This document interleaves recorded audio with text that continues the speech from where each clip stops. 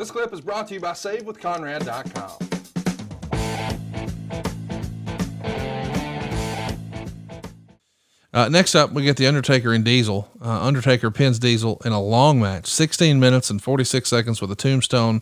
Meltzer would say the match was slow moving and didn't have much heat, but it was better than you'd expect considering who was involved. Diesel basically pounded Undertaker for most of the match. Finally, he used his jackknife, then smirked forever, allowing Undertaker to sit up. He did it again, and then when he went back for the pin, Undertaker grabbed him by the throat.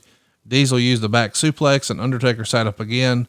Undertaker then finished off Diesel with a nice flying clothesline, a choke slam, and the tombstone. 2.25 stars. What'd you think? In hindsight, was this too long, or you dug it? No, I thought it was fine. This was a much anticipated match against two of the biggest stars in the company, and they delivered. And it was a WrestleMania caliber match from the build up to it, marquee wise, and the match itself, I thought delivered. Fair or unfair, Kevin Nash earned a reputation in WCW for not always being easy to do business with.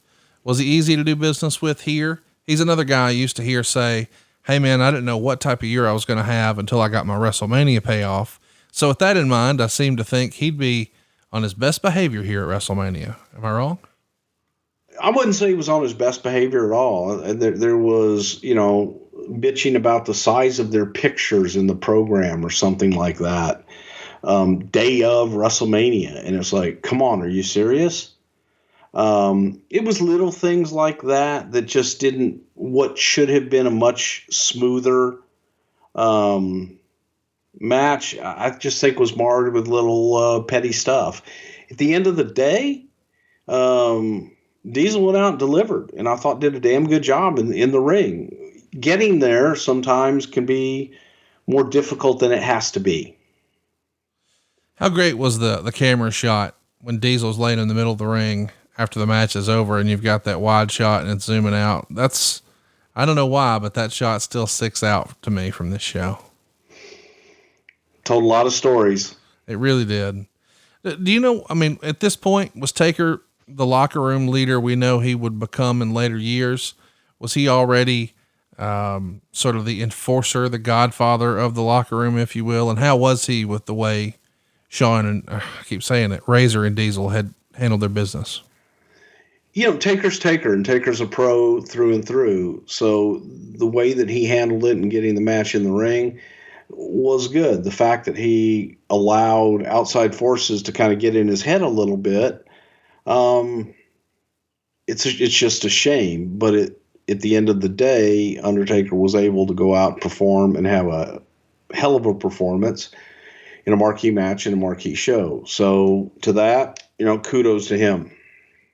Talk a little bit about the Observer. They write, the Huckster Nacho Man Billionaire Ted skit match will be on the pregame show, which pretty much removes the legal threats from that skit by using the likeness of Hulk Hogan, Ted Turner, and Randy Savage, all owned or controlled by WCW as part of an endeavor in which the public pays for it, which the pay-per-view falls into, but a free show doesn't. They would open themselves up for potential legal action down the road.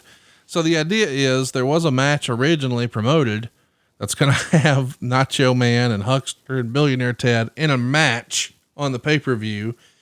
Now it's the pre-show. Did the possibility of litigation, since you guys were already thinking that way, cross your mind? No, really and truly, the whole thought process behind it was, goddamn, let's just get over with this and move on.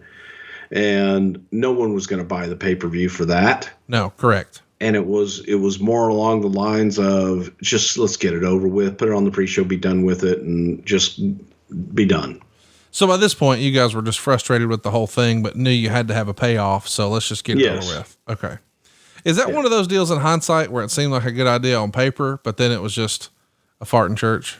Like nobody cares. Well, what are we doing? It's funny maybe one or two times, but then it just became, okay. Yeah. We're over it. Yeah. Hey, it's Conrad Thompson. Thanks for checking out the podcast here on YouTube. Be sure to hit the subscribe button and the notifications bell so you get a notice anytime we upload some new content. And go save yourself some money right now. If you're in a 30-year loan or you have credit card debt, it's not a matter of if I can save you money. It's a matter of how much. Find out right now for free at SaveWithConrad.com.